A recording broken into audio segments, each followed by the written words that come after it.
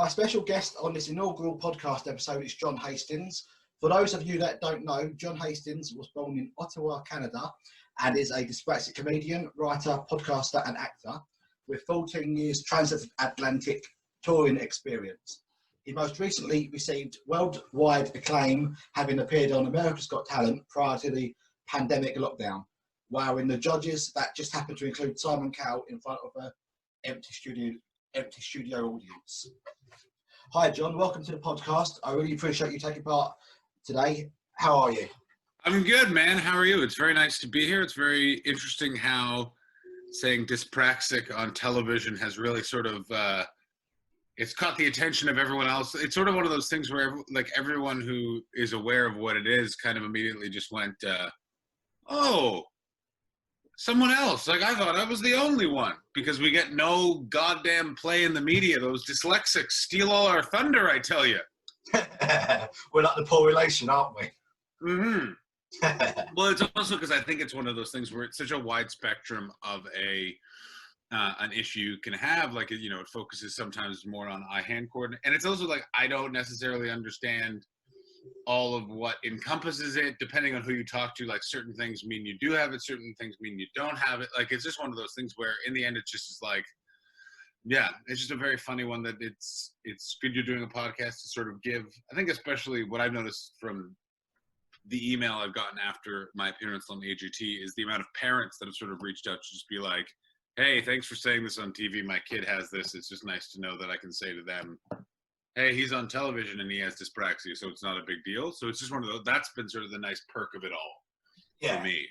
Definitely. It's like now when a parent of a kid with dyspraxia sees their kid struggling, and they can go, well, look at so-and-so on America's Got Talent, or yeah, it's they've all got dyspraxia, look what they're doing.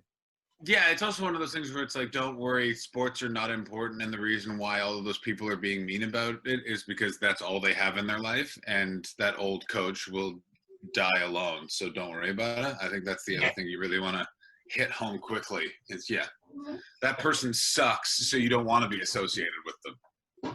No. They'll be nowhere in 20 years' time, and that person... Heck yeah.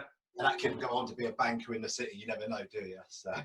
Exactly, yeah. You don't need to be quick on the draw to be a banker. You just need a Bluetooth headset. Buy, sell, buy, sell. Yeah. Just a bit like Wall Street. Movie. Exactly, yeah. Mm-hmm. You just like Matthew McConaughey, baby. He doesn't need to know how to kick a ball. No, but look at him. Yeah, certainly not. Definitely. So if you could, John. Yes, sir. Please, would you mind telling us about your upbringing in Canada and your childhood? Sure. Along with how it came about that you had dyspraxia, please. I was born 3 months premature, so it was it came from, didn't have, my eye-hand coordination didn't have the time to develop in the womb, so I have been led to believe is sort of the root cause of it, was just being born 3 months premature. Certain things didn't develop, and that's been the root cause of how I acquired lack of reflex, lack of eye-hand coordination, and stuff like that. So that's where it came from. Childhood, very sort of typical suburban Canadian, North American childhood. Dyspraxia, in particular, wasn't ever identified as dyspraxia as a kid. It was literally just told to me as lack of eye-hand coordination due to being premature, and that was identified when I was about 7 by a teacher named Bonnie Dagenet. My mom immediately got me support and got me therapy, which mechanisms that have carried me forward. And it's one of those things now where I don't think people necessarily believe me that I was such a spaz, because I don't know if you've had this, is that since you work on something like this and you learn coping mechanisms, I am able to catch a ball now. It just, for example, for America's Got Talent, they're like, we want to like throw a ball to you and show that you can't catch it. And I'm like, but I can. I'm not 6 now. Like I learned how to do it. I'm like, it's not graceful, but I figured out of kind of how to do it. As long as you're not lobbing at me, I'll underhand, I'm going to be okay. And they kind of, I could see on their faces, they were like, wait, like what? And I was like, it's not like this was identified when I was a kid and then I just was like, well, no help will be given, nothing will be done. It's one of those ones where I was like, I've learned how to do it. I was like, if you go get a pool table, I'll show you that then all bets are off. Pool and darts, you could definitely be like, what is he doing? Exercise classes, getting like, I don't know about you, but like left and right, I couldn't figure that out until I was 30. Like 29, 30 was a big watershed year. I finally was able to tie my shoes properly without just putting them in knots. Yeah. Yeah. And I finally got left and right. And people thought I was like, I don't know if you have this where people kind of think you're making it up, because it's not like it's anything visible. You're just like, I don't know left and right. Like I actually don't know if that's anything to do with dyspraxia or anything, or I'm just a spaz. But it was one of those ones where it's like I couldn't spatially be aware of which one was which. So I'd always have to, like, if I was driving, I'd have to put something on the left hand. So I'm like, it's that one. Yeah, I know what you mean. It's like you've got to try and attribute something to make it left and right to differentiate the difference. And also the fact that when you're driving as well, I guess you've got to kind of have something in the car that, shouts out, this is left, this is right, stick with it, don't change.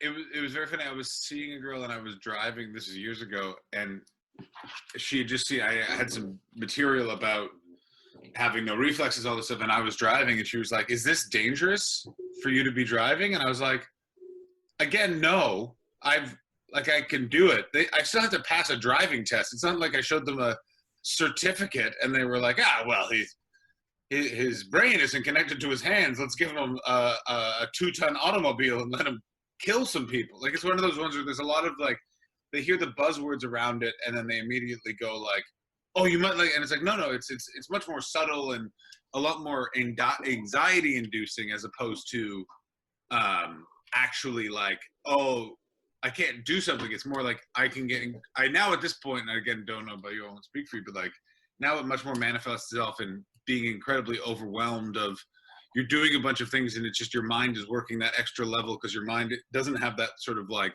it has to go like, move hand, type. And like you get to that like level of fatigue and having to explain to people, it's like, no, this is a thing and there's nothing I can do. Like, I just need to close my eyes for a second. Or I find this move very helpful. I don't know if that's a thing I share with all my brothers and sisters of the...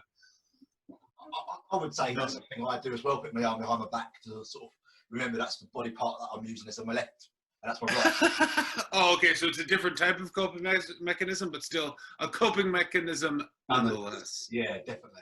So did you find that, obviously, you being a comedian, that sort of in your like teens and going into adulthood, that people thought you was winding them up rather than being honest about dyspraxia? Like, did they think you was making it up? But it was one of those things where the word and the term and all that sort of stuff, I didn't even hear until I moved to the UK. And the first time I really heard it and understood what it was 2014.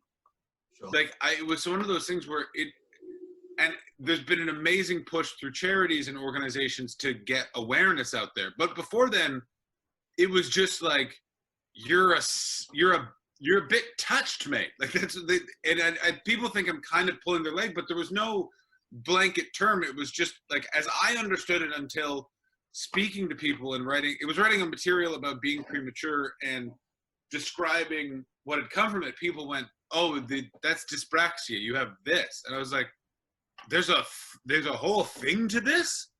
Because I just thought I was just the only one, because it was that random roulette of being born premature, here were the side effects, as opposed to, no, there's a whole blanket thing of this is what is caused by that. And stuff like that. Like, I was talking to a great comedian in the UK named Don Biswas, who also has dyspraxia. And he kind of like, it was this sort of weird moment where I was doing a joke about it and he kind of looked at me like, you have it too, like sort of that secret club thing. It was very exciting. Yeah, it's a thing when you find out someone else has got it as well, and you don't feel so strange anymore. Yeah, well, in 2015, I did a show about it, of just being born premature and being a spaz and all that sort of stuff. And the amount of people that came out after the show and were like, I have that. Like, and like one guy I saw went and ended up getting diagnosed because he was like, this is a thing? I just didn't think like yeah. And also, just a sidebar, by the way, if you're one of those people that are like, oh, learning disabilities and all that sort of stuff, it's making people weak. It just comes from they're not very smart. It's like, please, just take a long walk off a short pier. You're an asshole, and you're holding our society back. People's brains are incredibly complicated, and some of them are composed differently. Yeah. Just let people learn a coping mechanism so we can all move forward. Because in the end, that is the main, for me at least, that's the main solution. Is just learning how to cope with the weird wiring of your brain, and you'll get to the point, at least in my case, I can't speak for anyone else, where you don't necessarily realize it until you're playing pool or darts, or someone wants to teach you the Macarena. Yeah, that is one difficult dance move, to say the least. Yes, exactly. Oh, it's an absolute nightmare, mate. Oh yeah, I hate going to parties and dances. Just like, yeah. Dance move. It's like no. It's also the problem with the UK is that everyone has a couple of ciders and all gets very suddenly it's just everyone's Martha Kidd and just wants to organize a dance off, and it's just like can we just act like it's the afternoon and just sit down and have a conversation? No, you smell like bad bread. I don't want to dance with you. And there's always sticky dance floors as well. They never clean it. Always sticky. Certainly true, mate. Oh, especially because I don't know what part of the UK you are broadcasting from, but especially if you get outside of London, there's dance floors that it's like tar. Yeah. I'm literally just outside of London, down in Kent. So about 45 minutes by car and train, and about 30 miles out of London.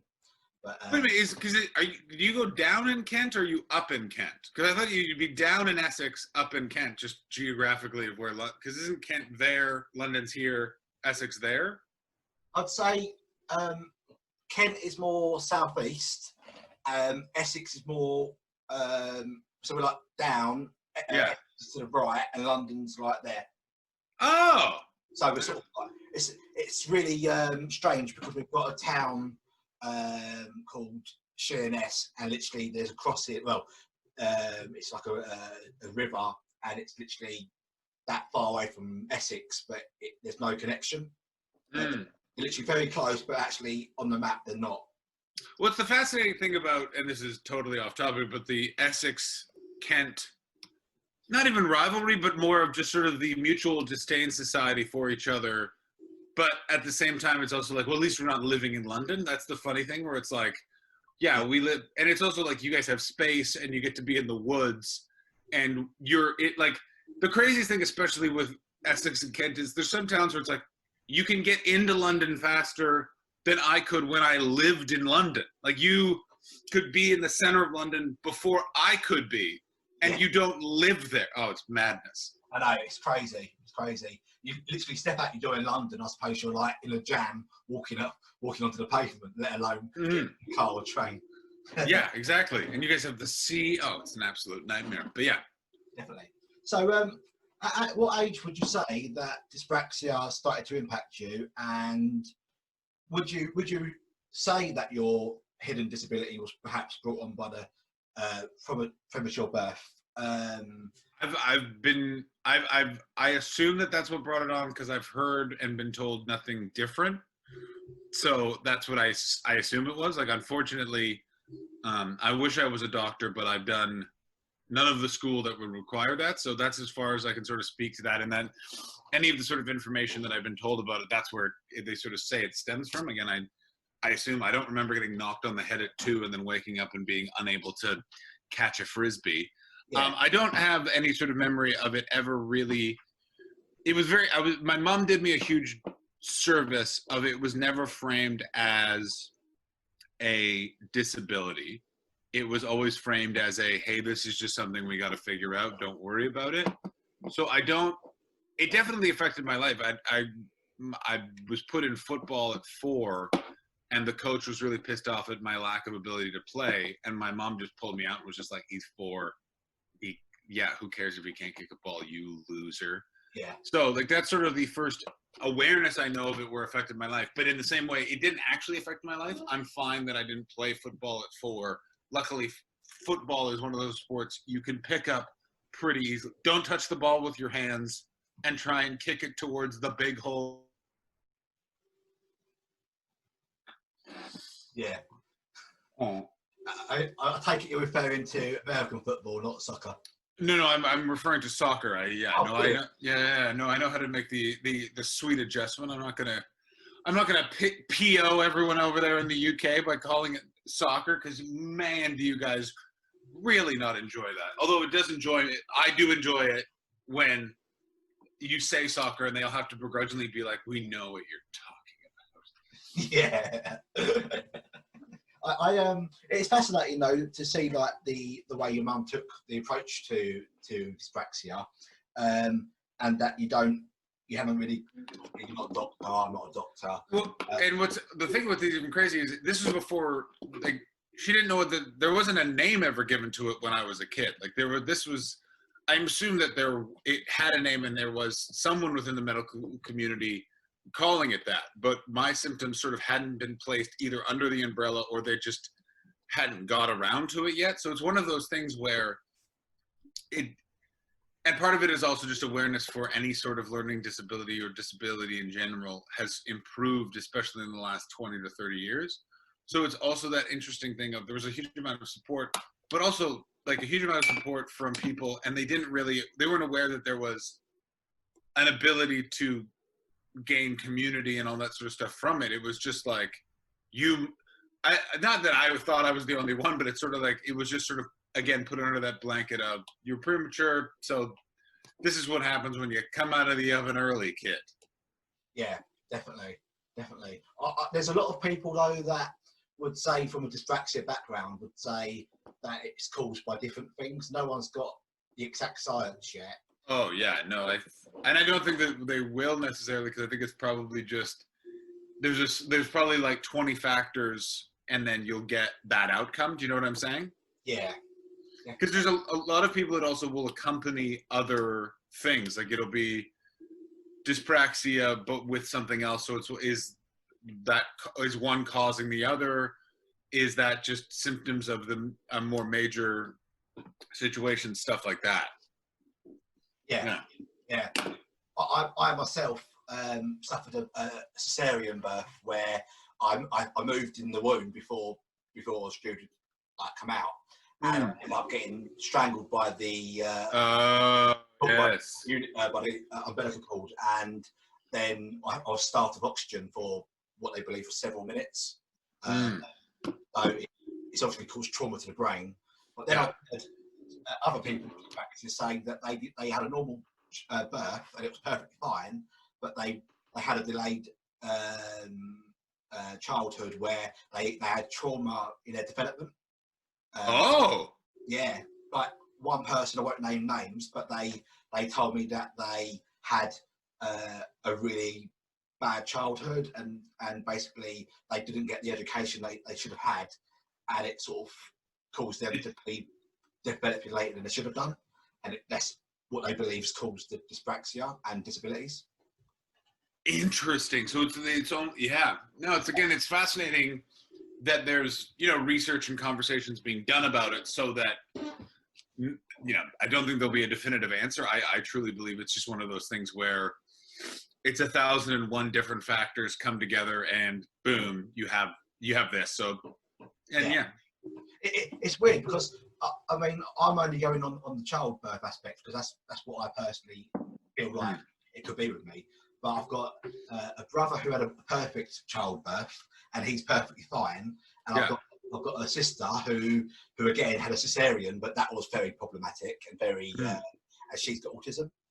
I'm just finding correlations in the childbirths, in my opinion, to be a factor. But again, I would never say it is or isn't. I just assume it could be. Yeah, it sort of is. Yeah, where we all sort of come down on it. Yeah, definitely. So, what issues with dyspraxia did you have as a child away from sport necessarily? Then, John. Sort of any like instructional sort of things of like following along. If someone shows me something, I make them sort of tell me it. Like if you just go like, all right, watch me build this thing, then you'll be able to do it. Like there's no connection visually into like I can't make that like I need to hear it. If I can hear someone say it, like if you literally say it, I got it. Anything else, absolutely nothing's happening with that. I still can barely read a map. Like that one, I worked as a canoe tripper for one summer, and I was like, no, you're gonna have to step by step tell me the directions. Don't show me on a map. And they're like, don't you understand scale? And I go, no, I cannot fathom it. And it was, again, it's one of those things where people are then looking at you going, you're just being lazy. And it's like, no, I just don't understand it on a fundamental level. Just say what the directions are. Yeah. And I got it. But like, turn towards this direction at the big rock. I'm on it. Like, that's what I'm looking for. So. Yeah. You know what the big paper map, like, blowing in the wind, you go, it's down there. You're like, no, it's not. It's just not on the map. Exactly. Yeah, you just end up nowhere. Mm-hmm. Utter nightmare. Utter nightmare. So what would you say is prevalent more so now that you had as a kid? Is there anything that you still really struggle with exactly, or? It's more I can just feel myself getting very fatigued. Like if I'm already really, really tired, I'll just sort of see things slipping away and stuff like that. And I can feel every once in a while it really will now just manifest into anxiety where it'll just sort of stack up. I don't know if you have it. It sort of feels like dirty dishes in the sink of my brain. And then there'll be one more thing I need to do and it will just come all kind of crashing down. It's a hard thing to sort of describe, but it'll be like long day, bunch of stuff to do, tidy up. And it's just like, I find the action of grabbing and putting like a cup in the sink, like that'll be the last thing. And I will just spiral out for 10 minutes. And I feel like, again, I don't know if that's all connected. It feels like it is because it just sort of will manifest in sort of that sort of exhaustion, sort of stuff like that. So I've just learned, like, again, you know, self-care stuff. Take 10 minutes and just relax. You don't need to clean up the cup that minute. Go do something else. Stuff like that is very essential. And yeah, and even weird things like, I don't know, I started staring at a screen a lot in this lockdown, and this is not even, I think, connected to dyspraxia at all, but I bought blue light glasses that just stop the harshness of the screen. Yeah. And I just, I don't think it has anything to do with dyspraxia, but it's just a nice plug of, it just made my face feel nicer because I wasn't burnt out in the retinas from staring at a screen all day. So, sidebar dyspraxia, pick up some blue light glasses. They're nice. Oh, nice tip. I think there is a correlation with sensory, with light and dyspraxia, but there's not really a big thing about the two. It's just it's advised you get glasses to help with. Yeah. I also think there's a funny thing especially in any sort of research with anything, that there starts to be that sort of whole people start hearing zebras. Have you ever heard of that term? Which is, you know, you hear a horse, you see a horse. It's a horse, it's not a zebra. And sometimes when a lot of research they suddenly go, well, it must be a zebra, not a horse. It's like, no, it's just, that's just something everyone has. And it has nothing to do with dyspraxia. Everyone's sensitive to screens at a certain point. Yeah. Whether or not we are more so, that remains to be seen. Definitely. And it's interesting you mentioned about the fatigue as well. That seems to be the general consensus with dyspraxics, that me personally, my brain can get quite heavy. Yeah. And a heavy head, and you just want to lay down, and halfway through a day, you just feel like you've had enough. Yeah, it's also one of those things where it's just, I'm very task oriented in terms of like, I need to get what I need to get done. So then I can kind of switch off. I'm not one of those, again, I don't know if this is connected, but I'm not one of those people where I can kind of return to a thing. I'm like, let's just get it done. So I'm not fixated on it. I think that's more anxiety than anything else. But I'm not fixated on it for the next 2 days. It's just like, it's out of my head. It's moved on. If I have to revisit it, that's a next phase. That sort of stuff. I find it incredibly soothing. Yeah, definitely.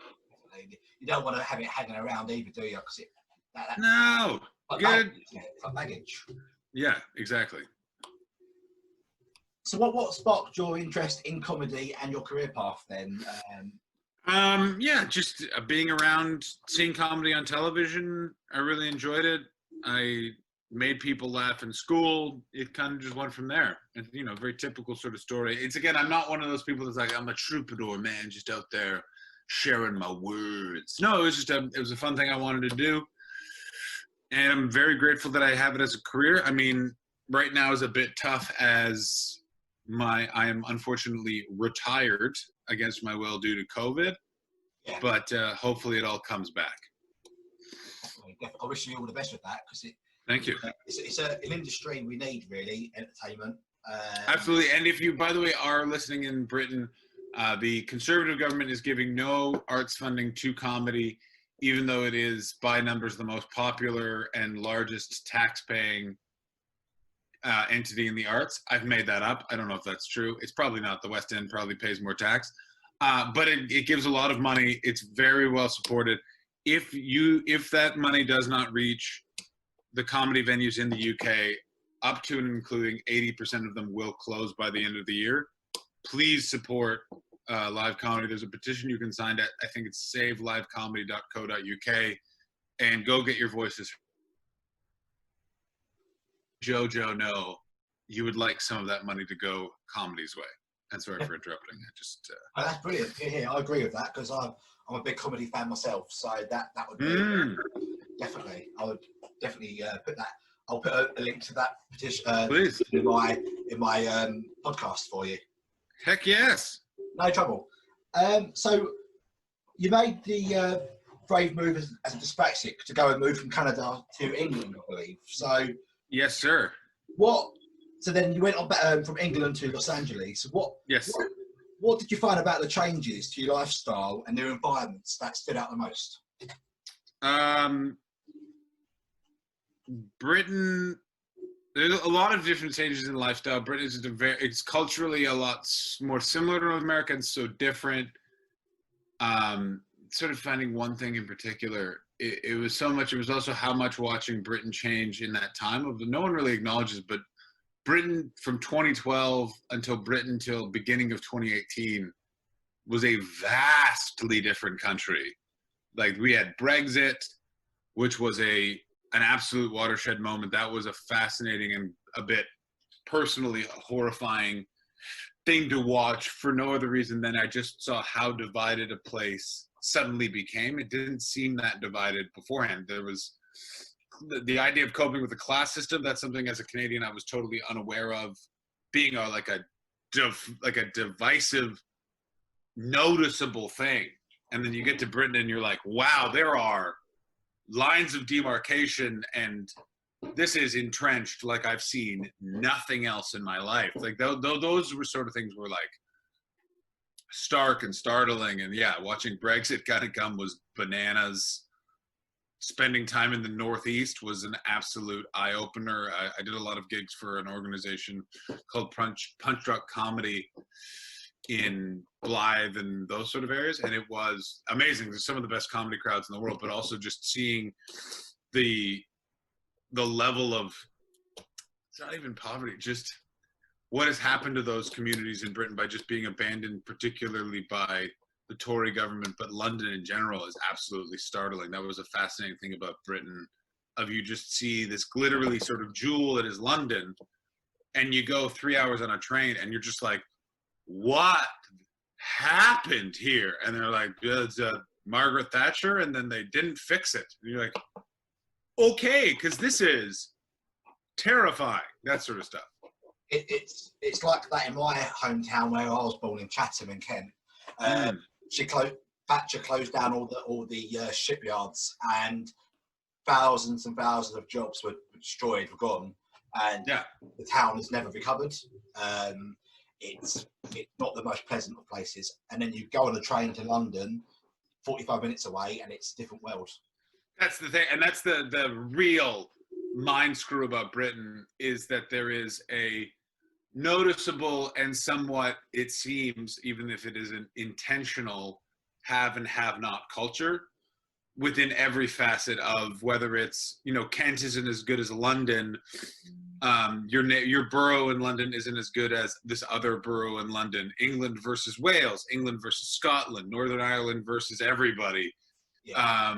Like, it's just, there's so much tension and division, and that was utterly startling, especially then going to America where you think it would be tense and divided, and you're in California and everyone's going, nah, screw Trump, we need to do something about it, we'll see how it all goes. So it's been interesting transitions. I recommend to anyone, travel, see the world as best you can, because it makes understanding the world a lot easier, because you realize all human beings are the same. Every country is essentially going through the same thing in one way or another at the same time, as if human beings just sort of, this is how we react given the circumstances we're in, and it makes everything just a lot easier to take. Yeah, definitely. It's a varied and vast world, isn't it, when you think about it? Oh yeah, definitely. It staggers me as well, though, how, like you say, how divided the world is, when really we're all of the same cloth, if you think about it. Absolutely. No, it's everywhere is the same. The only difference is some places will have ketchup on the table and other places will not. Like, I've been around the world. There's nowhere that is that dissimilar to another place, and it is hilarious to me when people are like, "Oh no, we're not anything like." How similar Britain and America are is startling, and neither place will acknowledge it. Britain, in particular, will not. They're like, no, we're nothing like Americans. And it's like, you are. Like, they will scream to high heavens, "Oh, we're much smarter," all that sort of stuff, and it's like, that's not true. You guys have Oxford and Cambridge, so that's raising your average, but there's a lot of people in America. You guys are just lucky enough you don't have guns. That's the only reason why there's not the level of violence, is you got that gun ban. And thank God they did, or my God, rush hour at King's Cross would be a bloodbath. Yeah, definitely. And I like how a lot of British sarcasm and humour is now creeping into America. And a lot of their literature in America and Americanisms are now translating over here.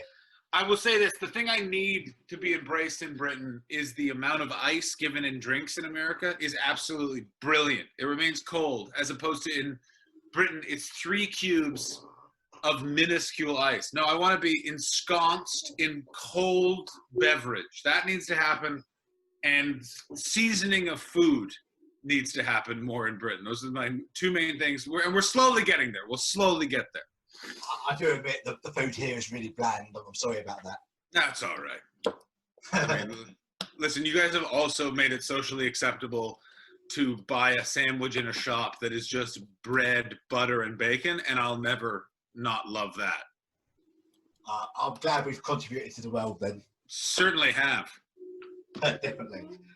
So, talking about Britain, so you've appeared at every major comedy festival in the world, by all accounts. Yes.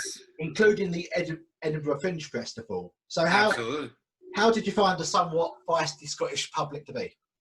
I found them great, man. Like, they're just, Scotland is just old Canada, so it's a very similar vibe. It's a very easy place to know if you're funny, because they're going to tell you quick, either with silence or with words. So yeah, no, I have a giant love for Scotland. There's a part of me that wants to buy property north of Edinburgh and just build a compound. Yeah, in the Highlands. Yeah, exactly. Just, tell no one, just go for it. I don't know if it's going to happen, because I don't think they'll give me citizenship at this point. But you never know. If you're out there, Scotland, I would like citizenship. Again, I'd be happy to start a petition for you for that as well. Yeah, I don't want English citizenship, though. I want to go through Scotland, because I know that vote's coming, and I know which side. I was all on Scotland staying in the UK in 2014. Now, sayonara, England. Enjoy this. Up yours, England.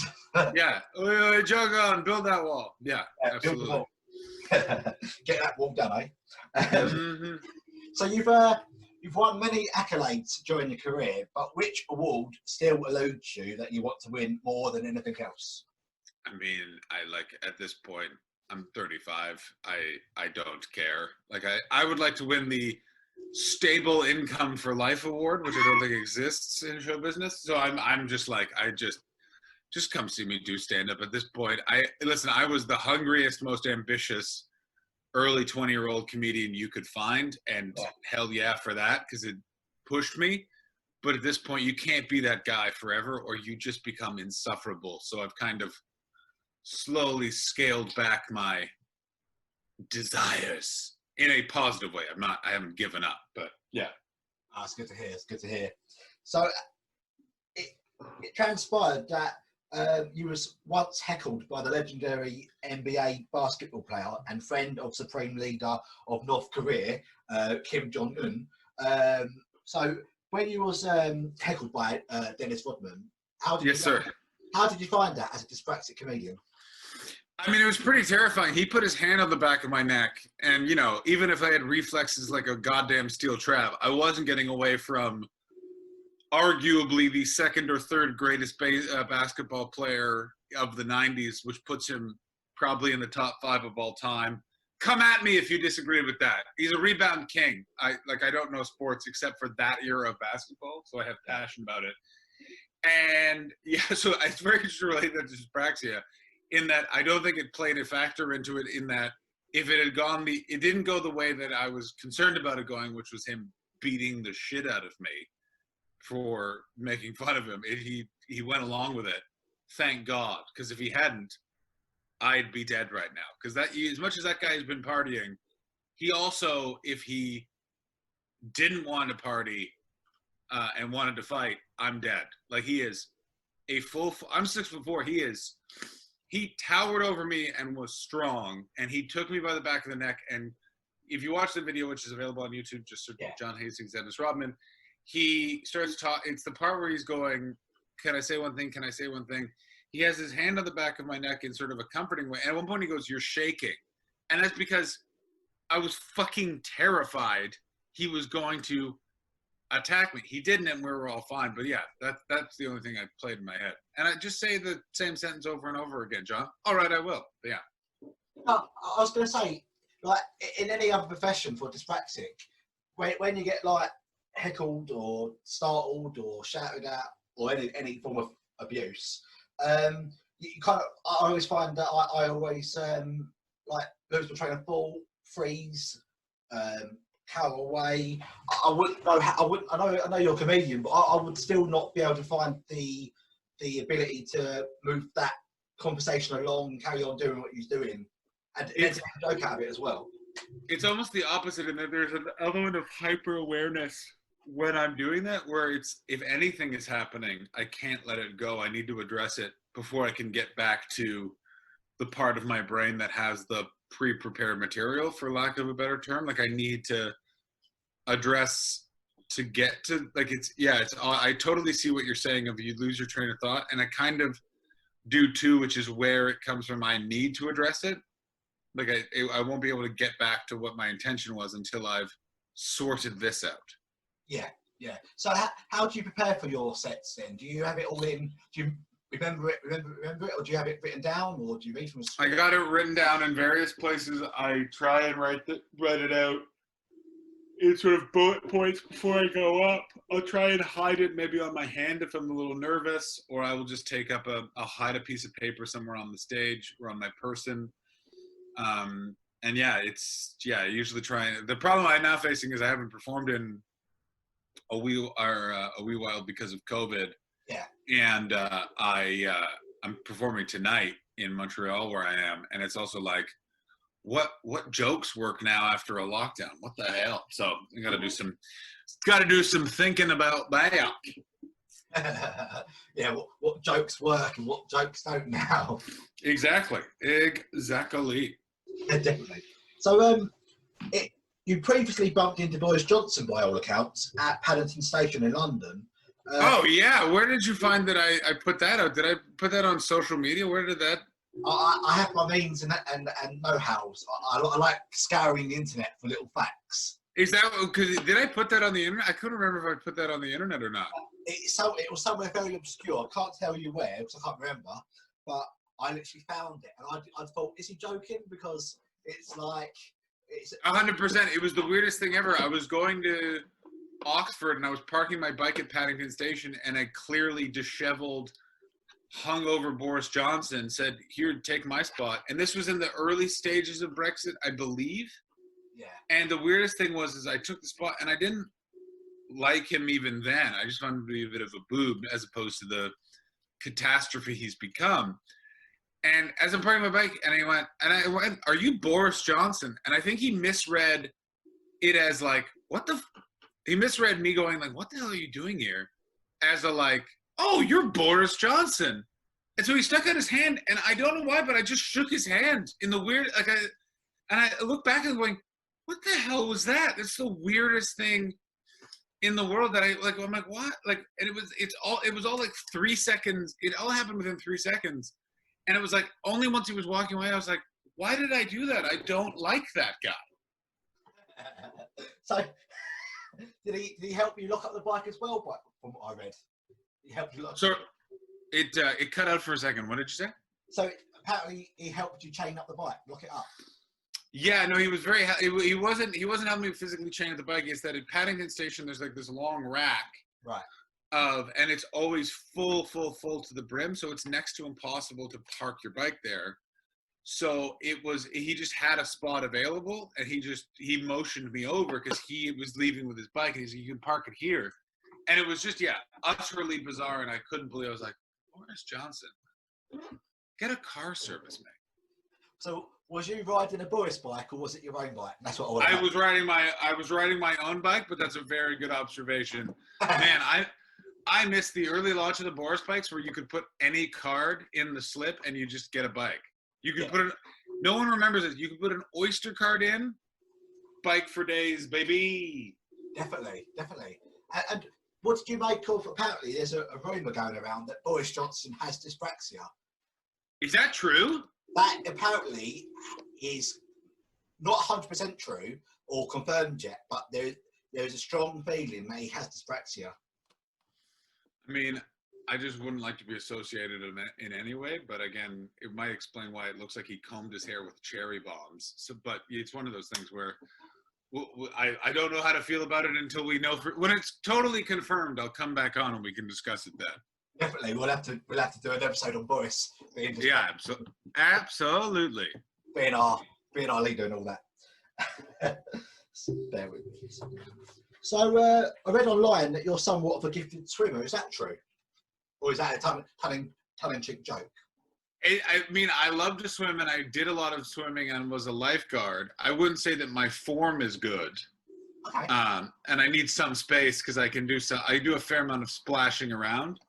But yeah, things like swimming, skating, piano lessons were all part of stuff that I wasn't even made aware of it as a kid, but were done in sort of a therapeutic way of train your brain in a different way to do movement and take instructions in terms of body that has to be connected to your mind because it's all movement. That was done by my mom to make sure that everything was a-okay once I hit adulthood. Sure. So did you find that those things that you did as a kid, like swimming and that, helped your dyspraxia? I didn't realize at the time. I look back now and go, yeah, no, all of that helped build confidence, build coping mechanisms within my brain, build new pathways in the idea of allowing me to sort of see and figure it out, especially when it comes to swimming because it's full body and stuff like that. Like I remember for most of my life, this move, like the rubbing your tummy and patting the top of your head, that was a impossibility. There was a real turning point in my late 20s into my early 30s where a lot of stuff seemed like it bed in and became easier. I don't know if that's something other people have experienced, but it was a big turning point. Like I legitimately, like it was when I could finally tie my shoes, for example. Yeah, definitely. That's somewhat of an agreed feeling, really, about how as you get older, the things get easier, but the struggles are still there. Yeah, it's one of those things where it's like I'm aware of certain sort of things I'm going to embut upon, but other things it's a-okay, it's all good. Definitely. And would you find that when did you get diagnosed with dyspraxia? Just by the off chance. I mean, I was always, as a child, from the age of 7, it was just told to me as eye-hand coordination, no eye-hand coordination, affects reflexes, no eye-hand coordination. And it wasn't only until 2014 when I was writing comedy about it, when I even heard the word dyspraxia. I was mispronouncing it at first because I read it as opposed to being told it.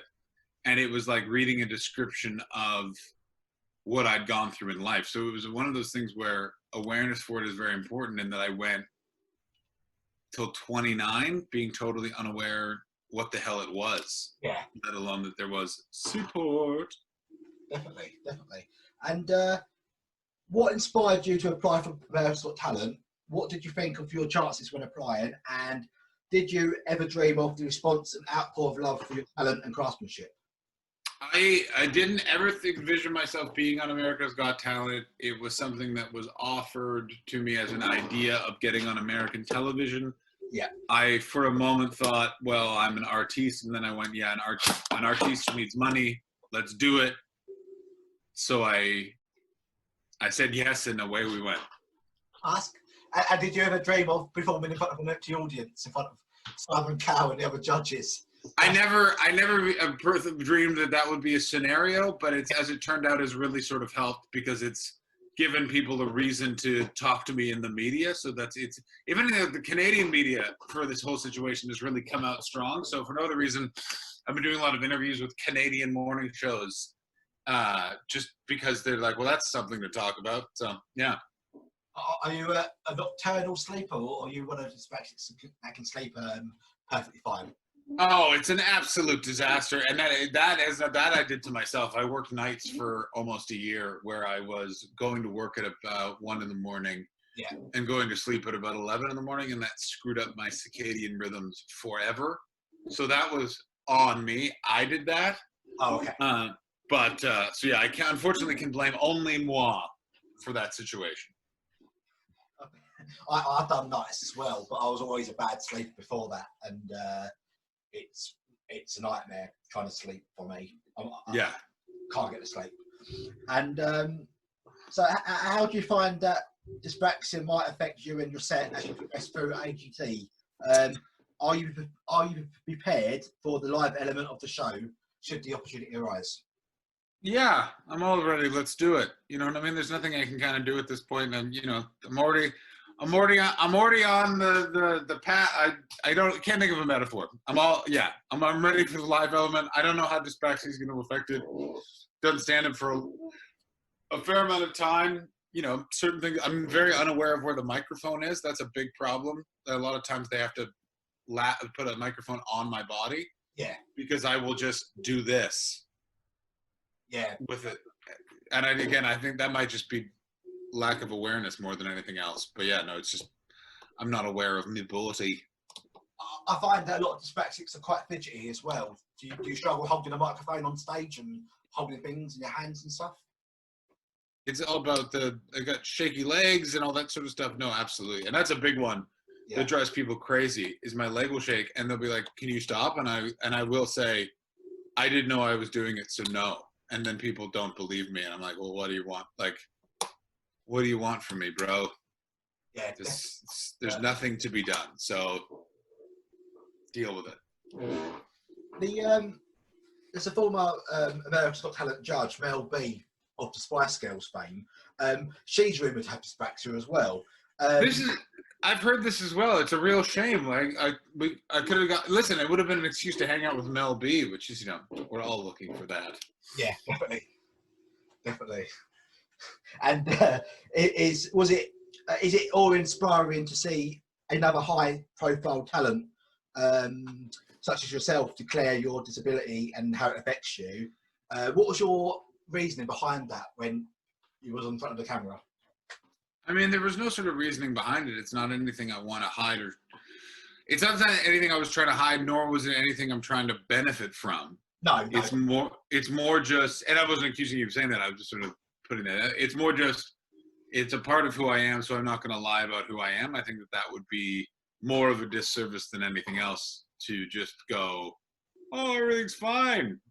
Don't make me play darts. That sort of thing. I don't think there's any shame in acknowledging that you have something like that and just moving forward and learning how to cope with it. I think that, and anyone that would shame someone for that can fuck off.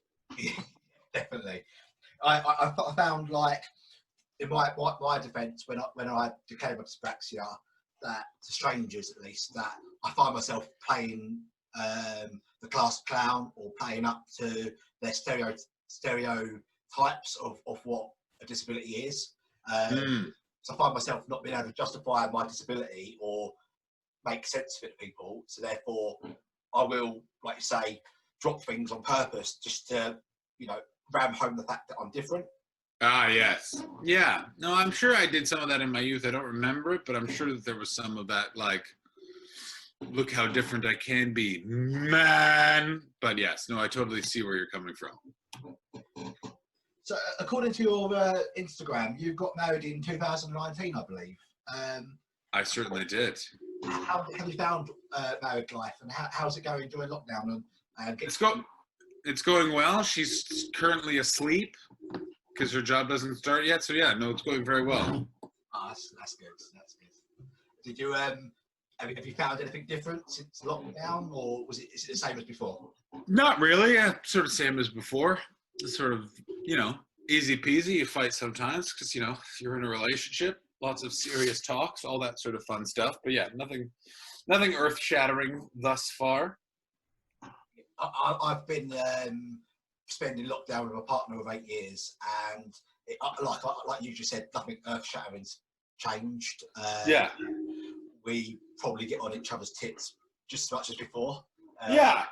So it's, if you've come through lockdown and you don't like each other, then that's not a bad thing at the end of the day, because you know that it was never going to work in your old age, I suppose. So it's good. Of course. Good to get out while the water was hot.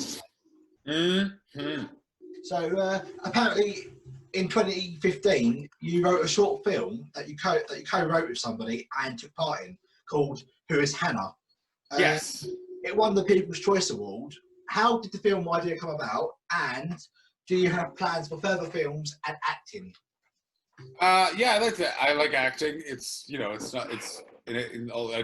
done a fair amount of commercials, so in some ways it's just my day job. Sure. I wrote that with my friend Claire Stollery. It was very much based on her life.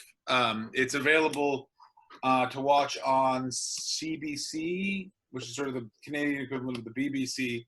It's our public broadcaster. I'd love to do that again. It's one of those ones where we both sort of refocused on other things, but yeah, I will circle back to doing that sort of stuff again one of these days.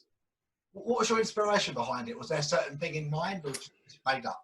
I just wanted to write something and make it. Claire just wanted to write something and make it. So we based it off of something. I'm not going to tell you what we based off of because it's going to give it away, but we based it off of something in her life. Right. And then just went from there. So it's very much a portion of her story from her actual life that was then embellished by moi. Yes, I love it. So, in the United Kingdom, I have sourced help and entitlements for people with hidden disabilities, of course, such as dyspraxia. What help is there in America and Canada for people with neurological disabilities? And furthermore, what help, if any, would you have wanted had it not been available to you growing up? I was given great help growing up and a lot of educational tools. A lot of that came from having a supportive parent that didn't look at it like a hindrance and just looked at it like it's something to overcome and continue with. So it's one of those things where I can't speak to what assistance exists now, but if you are a parent with a child who has something like this, just get them help, give them encouragement, and make sure that they are not made to feel like an other in the way that, again, I haven't been in the education system in a long time for obvious reasons. I'm no longer in school. It would be weird if I was still there, but there was a tendency when I was there for some teachers who were real cockheads to treat it like you were faking it. And if you have something like this, as a parent, I would just declare war on those teachers and go, no, this is a legitimate thing you have to take seriously as your job as an educator. And then it also just helps with the actual teachers out there that do take it seriously and help out, because it just means that you feel safer and you feel able to learn and grow and figure it out on an easier method. So I would say the biggest sort of help I think anyone can give is just sort of, support the person. Don't make them feel like they're an other and totally different and without help. Just that a couple of things need to be adjusted and away you can go. Oh, certainly. That's a positive way to look at it. It would have been nice, I suppose, if more teachers were aware of the condition, gave a bit more support. Yeah, it would be nice if they had given me a name of it, when I was a kid, but what are you going to do, Yeah, it's bad enough choosing a name for yourself, for your parents choosing a name for yourself, let alone trying to pick a name for a disability. Hell yeah. So after America's Got Talent, what are your plans for the future? I have no idea at this point. Who knows what the future holds with COVID, maybe. Yeah, definitely. I just hope that the entertainment business gets back on its feet, and your projection after America's Got Talent leads you to further greater things. Me too, man. Me too. Brilliant. And where can everyone find you on social media, John? You can find the AGT clip by going to YouTube and searching John Hastings AGT, or you can just go to any of my social media, which is at the John Hastings on all social media, and is my website at the John Hastings. Marvelous. That's great. I'd like to thank you so much for joining us on the inaugural podcast episode. No worries, brother. Your courage to speak so openly to such a vast audience on America's Got Talent about your dyspraxia will have certainly encouraged many others to reach out for help. You have shown that it's possible to be in the mainstream despite having a disability, and we all wish you the absolute best of luck as you progress through America's Got Talent. Oh, thank you so much, man. It is muchly appreciated, and I'm glad I was able to do this. Hope you have a great rest of your day. I'm going to go drink more coffee.